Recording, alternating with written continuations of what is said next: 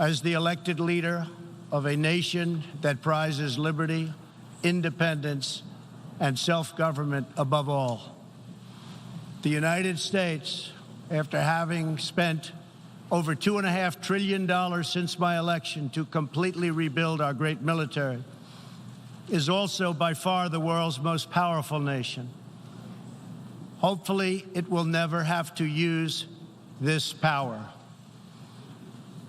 Americans know that in a world where others seek conquest and domination, our nation must be strong in wealth, in might, and in spirit. That is why the United States vigorously defends the traditions and customs that have made us who we are. Like my beloved country, each nation represented in this hall has a cherished history, culture, and heritage that is worth defending and celebrating, and which gives us our singular potential and strength. The free world must embrace its national foundations. It must not attempt to erase them or replace them. Looking around and all over this large, magnificent planet, the truth is plain to see. If you want freedom, take pride in your country. If you want democracy, hold on to your sovereignty. And if you want peace, love your nation. Wise leaders always put the good of their own people and their own country first. The future does not belong to globalists. The future belongs to patriots. The future belongs to sovereign and independent nations who protect their citizens, respect their neighbors, and honor the differences that make each country special and unique. It is why we in the United States have embarked on an exciting program of national renewal. In everything we do, we are focused on empowering the dreams and aspirations of our citizens. Thanks to our pro-growth economic policies, our domestic unemployment rate reached its lowest level in over half a century. Fueled by massive tax cuts and regulations cuts, jobs are being produced at a historic rate. 6 million Americans have been added to the employment rolls in under 3 years. Last month, African American, Hispanic American, and Asian American unemployment reached their lowest rates ever recorded. We are marshaling our nation's vast energy abundance, and the United States is now the #1 producer of oil and natural gas anywhere in the world. Wages are rising, incomes are soaring, and 2.5 million Americans have been lifted out of poverty in less than 3 years. As we rebuild the unrivaled might of the American military, we are also revitalizing our alliances by making it very clear that all of our partners are expected to pay their fair share of the tremendous defense burden which the United States has borne in the past. At the center of our vision for national renewal is an ambitious campaign to reform international trade. For decades, the international trading system has been easily exploited by nations acting in very bad faith. As jobs were outsourced, a small handful grew wealthy at the expense of the middle class. In America, the result was 4.2 million lost manufacturing jobs and $15 trillion in trade deficits over the last quarter century. The United States is now taking that decisive action to end this grave economic injustice. Our goal is simple. We want balanced trade that is both fair and reciprocal. We have worked closely with our partners in Mexico and Canada to replace NAFTA with the brand new and hopefully bipartisan U.S.-Mexico-Canada agreement. Tomorrow, I will join Prime Minister Abe of Japan to continue our progress in finalizing a terrific new trade deal. As the United Kingdom makes preparations to exit the European Union, I have made clear that we stand ready to complete an exceptional new trade agreement with the UK that will bring tremendous benefits to both of our countries. We are working closely with Prime Minister Boris Johnson on a magnificent new trade deal. The most important difference in America's new approach on trade concerns our relationship with China. In 2001, China was admitted to the World Trade Organization.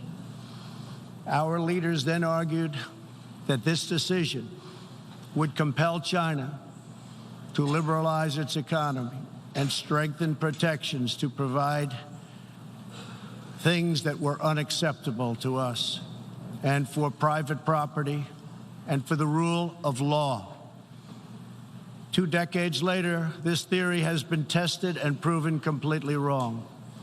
Not only has China declined to adopt promised reforms, it has embraced an economic model dependent on massive market barriers, heavy state subsidies, currency manipulation, product dumping, forced technology transfers, and the theft of intellectual property, and also trade secrets on a grand scale. As just one example, I recently met the CEO of a terrific American company, Micron Technology, at the White House.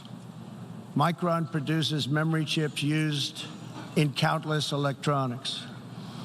To advance the Chinese government's 5-year economic plan, a company owned by the Chinese state allegedly stole Micron's designs, valued at up to $8.7 billion.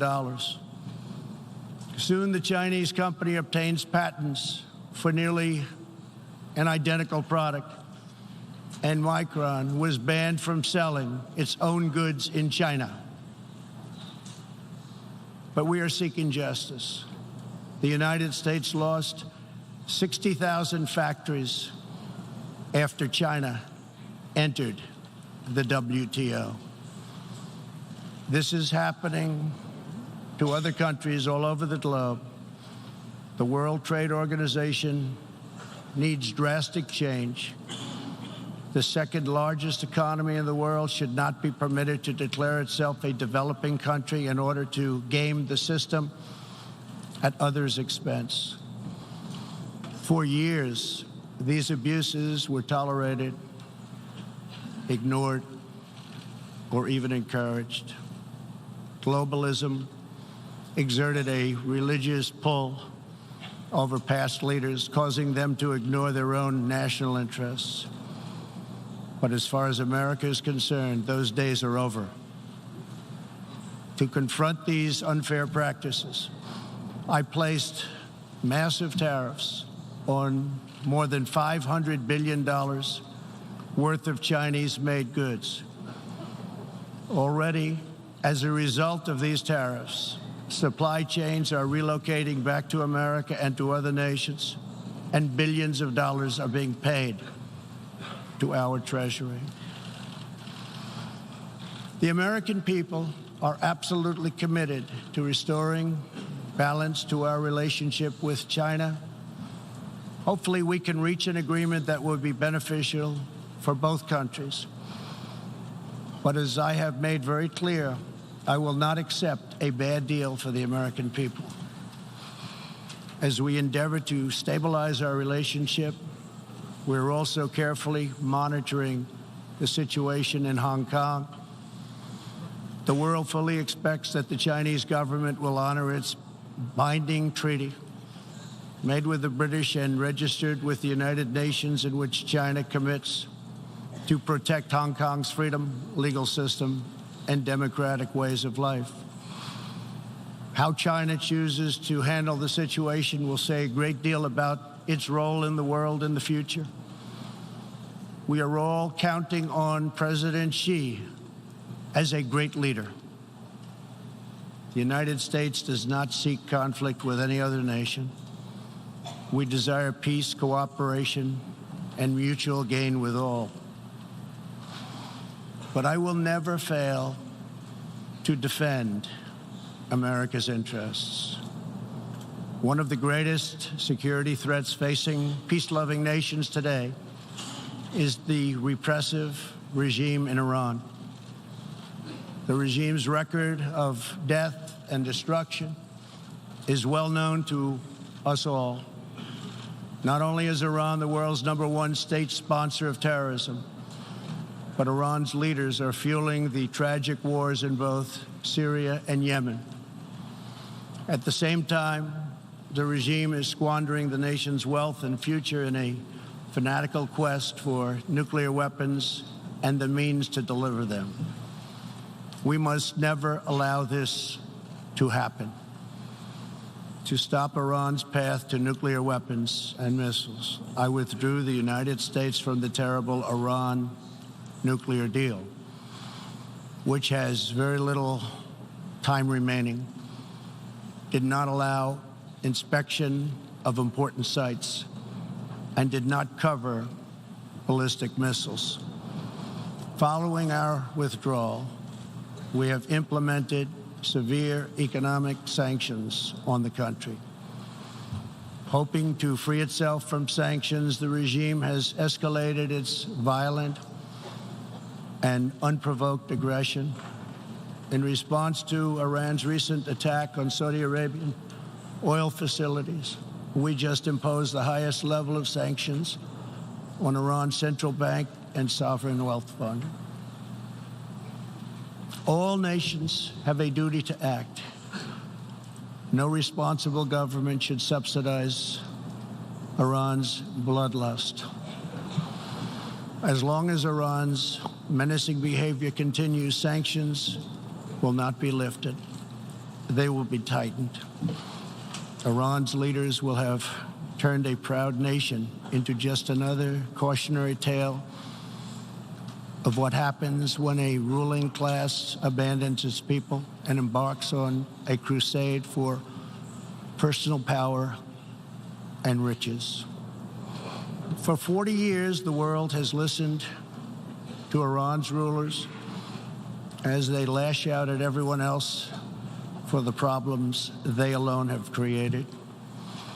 They conduct ritual chants of death to America and traffic in monstrous anti-Semitism. Last year, the country's supreme leader stated Israel is a malignant, cancerous tumor that has to be removed and eradicated. It is possible, and it will happen. America will never tolerate such anti-Semitic hate. Fanatics have long used hatred of Israel to distract from their own failures. Thankfully, there is a growing recognition in the wider Middle East that the countries of the region share common interests in battling extremism and unleashing economic opportunity. That is why it is so important to have full, normalized relations between Israel and its neighbors. Only a relationship built on common interests, mutual respect, and religious tolerance can forge a better future. Iran's citizens deserve a government that cares about reducing poverty, ending corruption, and increasing jobs, not stealing their money to fund and massacre abroad and at home. After 4 decades of failure, it is time for Iran's leaders to step forward and to stop threatening other countries and focus on building up their own country. It is time for Iran's leaders to finally put the Iranian people first. America is ready to embrace friendship with all who genuinely seek peace and respect. Many of America's closest friends today were once our greatest foes. The United States has never believed in permanent enemies. We want partners, not adversaries. America knows that while anyone can make war, only the most courageous can choose peace. For this same reason, we have pursued bold diplomacy on the Korean Peninsula. I have told Kim Jong-un what I truly believe, that like Iran, his country is full of tremendous untapped potential, but that to realize that promise, North Korea must denuclearize. Around the world, our message is clear. America's goal is lasting. America's goal is harmony. And America's goal is not to go with these endless wars that never end. With that goal in mind, my administration is also pursuing the hope of a brighter future in Afghanistan. Unfortunately, the Taliban has chosen to continue their savage attacks. We will continue to work with our coalition of Afghan partners to stamp out terrorism, and we will never stop working to make peace a reality. Here in the Western Hemisphere, we are joining with our partners to ensure stability and opportunity all across the region.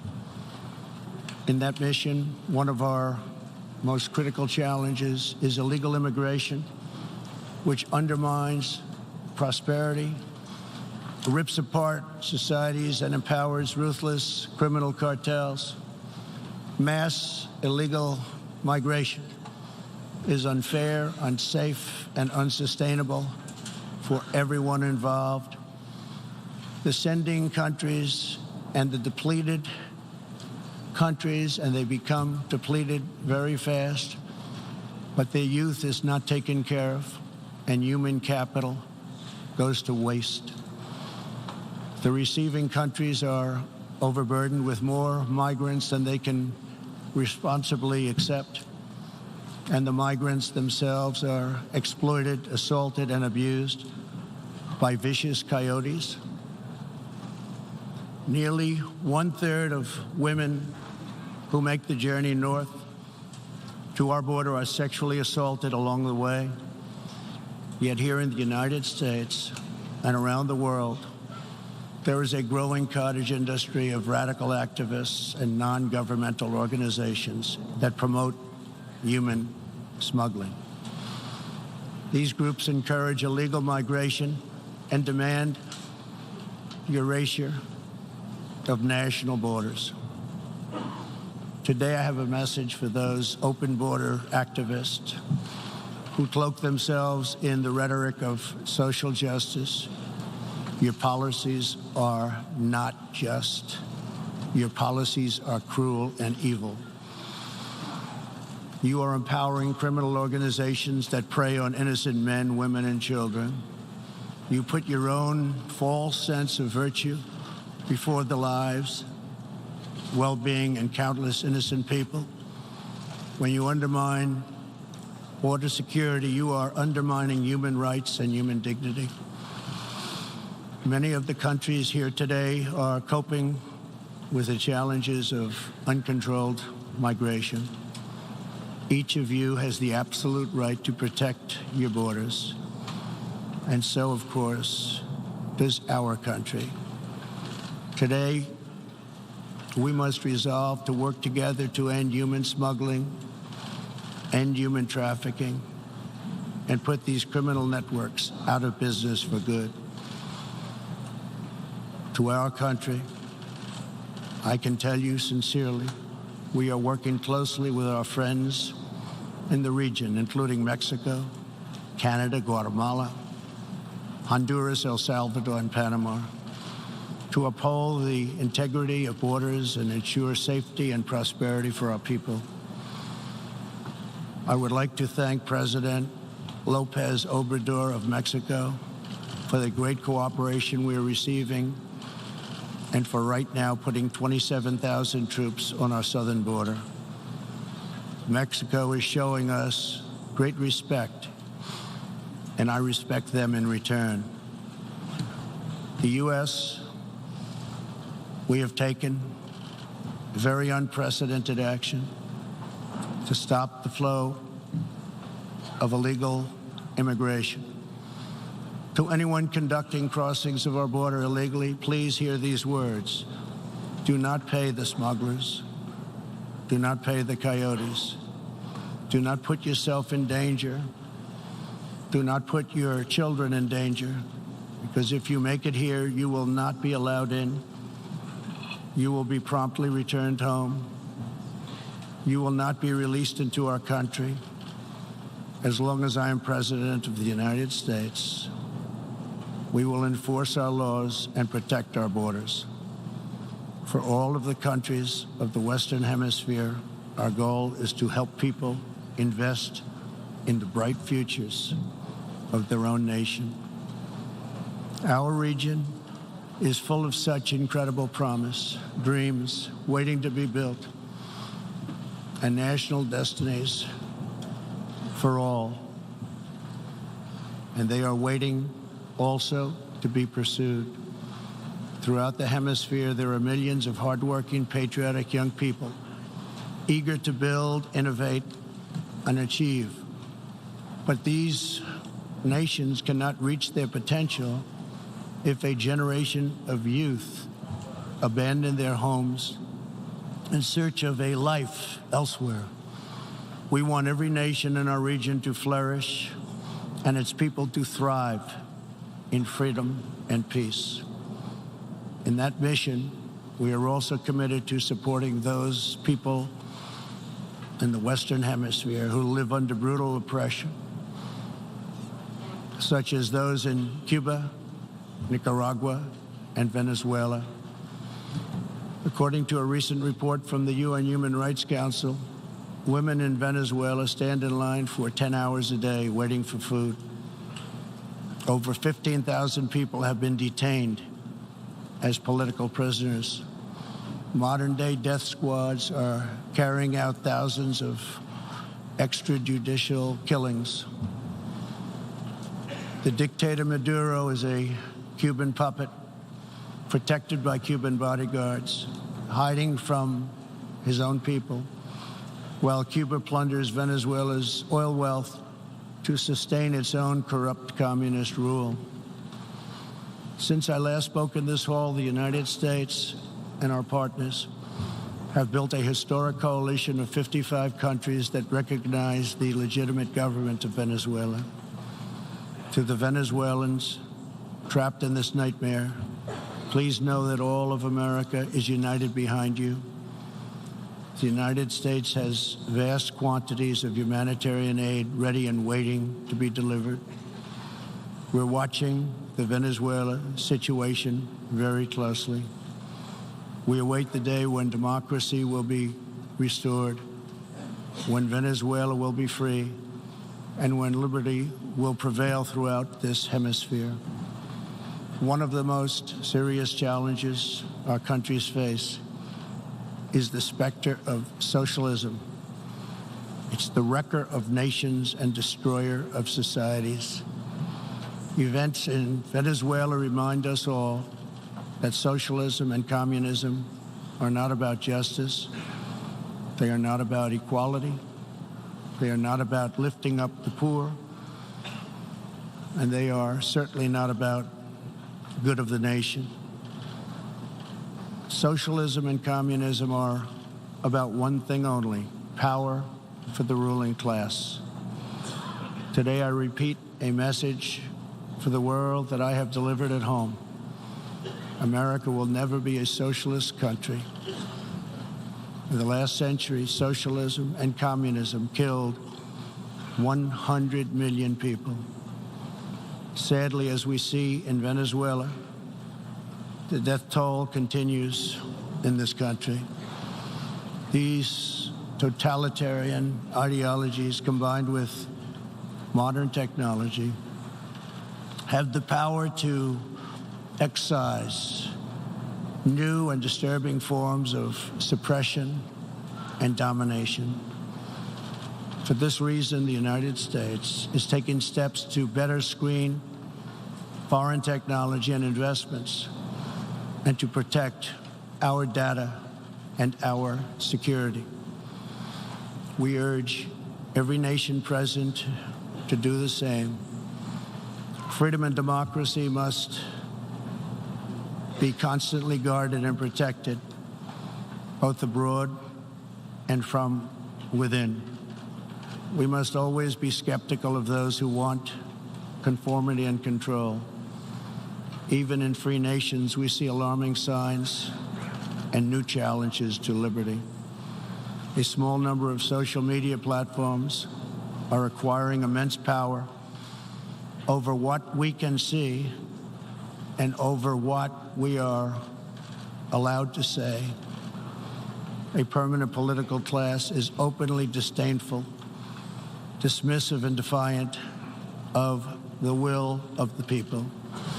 A faceless bureaucracy operates in secret and weakens democratic rule. Media and academic institutions push flat-out assaults on our histories, traditions, and values. In the United States, my administration has made clear to social media companies that we will uphold the right of free speech. A free society cannot allow social media giants to silence the voices of the people, and a free people must never, ever be enlisted in the cause of silencing, coercing, canceling, or blacklisting their own neighbors. As we defend American values, we affirm the right of all people to live in dignity. For this reason, my administration is working with other nations to stop criminalizing of homosexuality, and we stand in solidarity with LGBTQ people who live in countries that punish, jail, or execute individuals based upon sexual orientation. We are also championing the role of women in our societies. Nations that empower women are much wealthier, safer, and much more politically stable.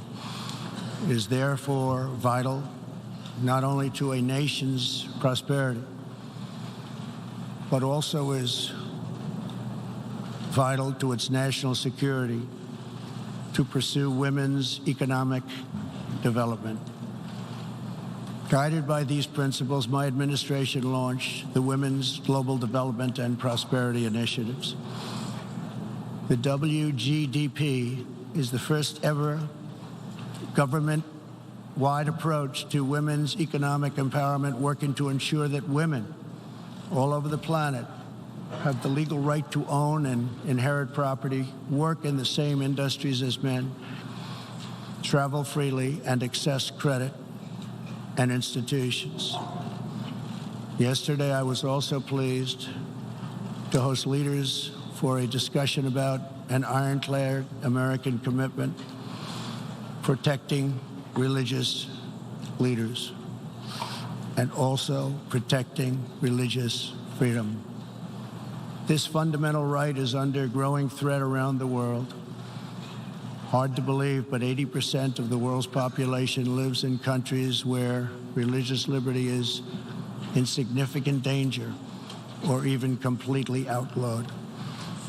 Americans will never fire or tire in our effort to defend and promote freedom of worship and religion.